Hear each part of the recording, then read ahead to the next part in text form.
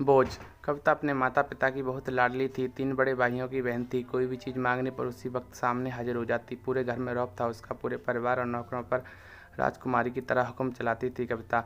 School में भी पूरा रौब था उसका। बड़े घर की लाडली जो थी वह ऐसे ही उसने कॉलेज में दाखिला लिया। उसके ठाट-बाट, बड़ी गाड़ी में आना-जाना, हर दिन नया फ़ैशन देखकर हर कोई उससे दोस्ती करना चाहता था।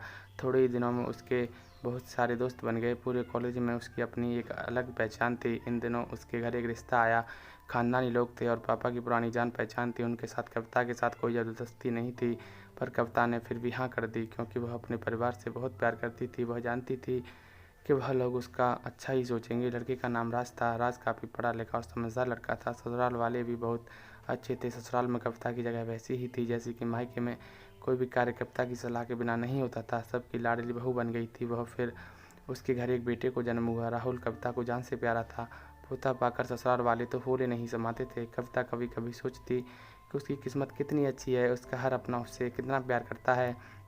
चाहे जीवन में कैसा भी समय आए, अपने मेरे साथ हैं।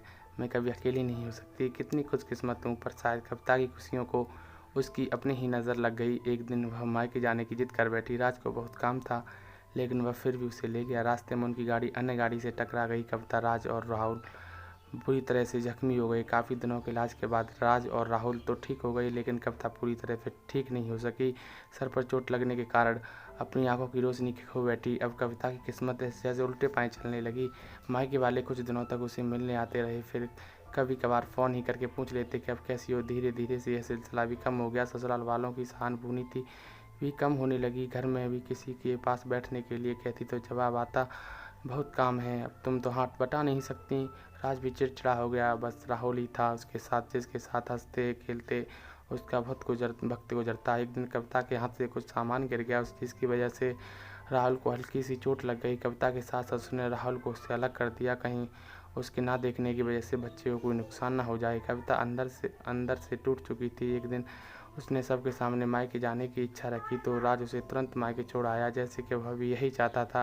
लेकिन राहुल को उसके साथ नहीं भेजा गया। कविता कभी राहुल से दूर नहीं रही थी, पर अपनी कमी के कारण उसने ज़्यादा बहस नहीं की थी। कविता को लगा कि वह 3-4 दिन वहाँ रहेगी, थोड़ा हवा पानी बदल जाएगा, क्योंकि वह कितने दिनों से कहीं भी बाहर नहीं गई है। घर वाले भी इतने दिनों के बाद उसे देखकर कितने खुश होंगे। कविता के घर पहुँचते ही सब लोग बहुत खुश हुए। खाने में सब कुछ कविता की पसंद का बनाया। उसने अपने मम्मी पापा और भाई भाभियों से दिल खोल कर बातें की। छोटे छोटे बच्चे भी बुआ के साथ घुल मिल गए थे। रात को सोने वक्त जब वह कपड़े बदलने लगी तो उसे पता चला कि उसका बैग तो बहुत भरा हुआ था। वह सब समझ गई।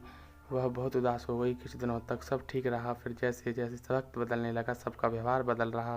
वह लोग जैसे थक चुके थे, उससे सब लोग घुमा फिरा कर पूछने लगे, राज कब आ रहा है। वह बहाना बना देती, जबकि वह जानती थी कि उसके घर में उसके लिए अब कोई इज्जत नहीं है।